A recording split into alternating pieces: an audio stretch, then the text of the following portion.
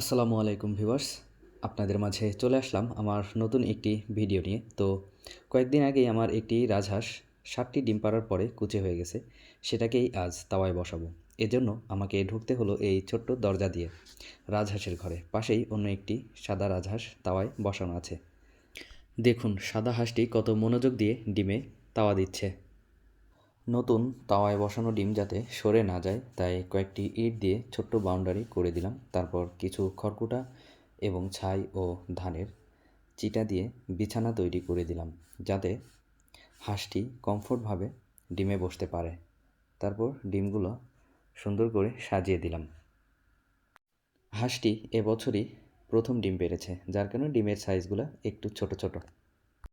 যেহেতু এবছরই প্রথম ও ডিম পেড়েছে, সে কারণে ডিমে হিট দেওয়ার পূর্বের কোনো অভিজ্ঞতা ওর নেই, যার কারণে ও একটু ইতস্ত বোধ করছে।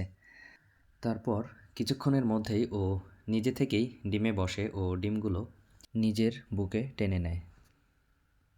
রাজহাঁসের ডিম ফুটে বাচ্চা বেরোতে প্রায় 30 থেকে 32 দিনের মতো সময় লাগে। প্রিয় ভিউয়ার্স, আপনারা সবাই আমার হাঁসগুলোর জন্য দোয়া করবেন যাতে সবগুলো ডিম ফুটে বাচ্চা বের হয়ে আসে। আজ এ পর্যন্তই। সবাই ভালো থাকবেন। আসসালামু আলাইকুম।